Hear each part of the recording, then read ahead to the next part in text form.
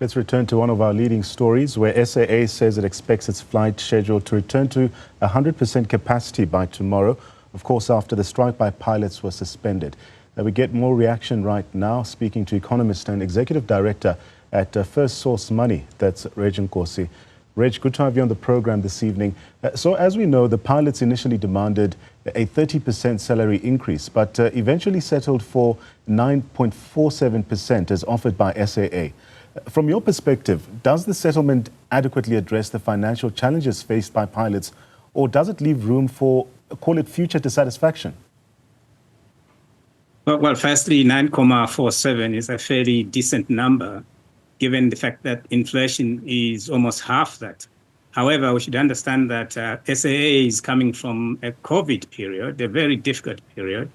The pilots and staff were not really earning money. So I think 9.47 is fairly reasonable for them.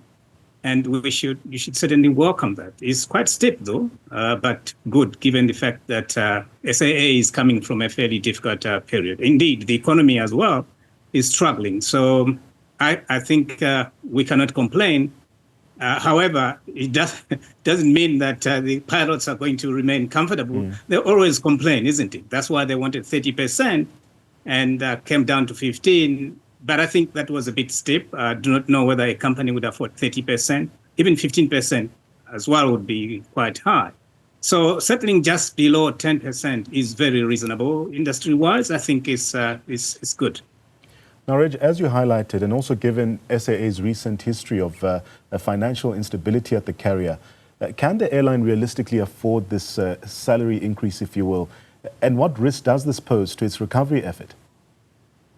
Yeah, I think there's a challenge there. If we look at SAA as an ordinary company, then there's going to be a bit of a challenge accommodating the 9.10% that has been offered. But remember, SAA is a state company. And it is possible that state should also come in here because it is a developmental, company, and we don't expect it to be, earning profits right away. But even if we were expecting to have profits, the shareholders must necessarily bring in capital to support, working capital to support employees. And so we think that the 9.47 is fair. And going forward, even if SAAs may have challenges affording that, it's affordable going forward, though. For now, it's a bit of a challenge, but we see that South African Airways is beginning to fly in many other places. Hopefully, this is going to increase their bottom line. But speaking about this increase, how does it compare to industry benchmarks for pilots in similar roles and situations, both locally and internationally?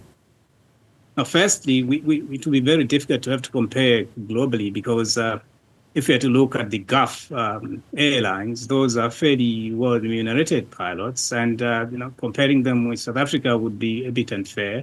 And they're highly state-funded. SAA is not.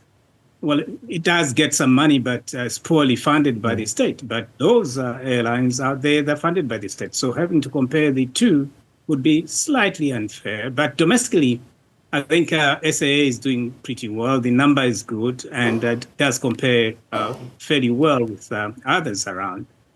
So we wouldn't complain. I don't think pilots would be complaining that the number is bad, and community or the society or the economy as a whole should see this number as fairly good. You don't anticipate that the pilots will complain, but given the arguments, they argue that they've invested millions in education and skills maintenance as well. How does this factor into the broader discussions, especially around a fair compensation?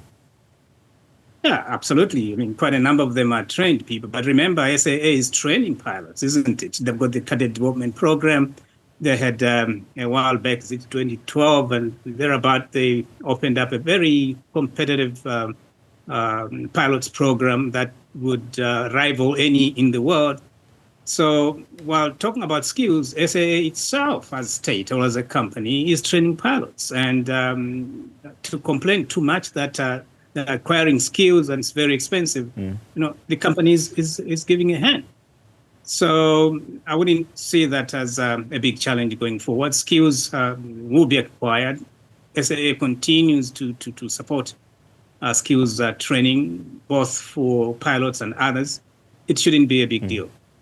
Reg, as we wrap, the pilots also demanding a change in management is also quite interesting.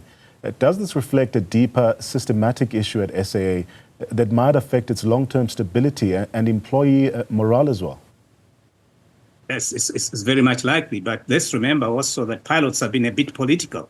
So staff calling themselves pilots who have been a bit political and saying that they want a change in management should be received with a deal of skepticism as to whether this is really correct and the management at SAA is bad as to require changes. I would say no. Right now, I think the company is working very well and we should support it. But to say that there should be deeper changes in management may be correct in some way, but I think the statement is also political and we should take into account that and therefore not just accept that they're correct in suggesting that there should be management changes.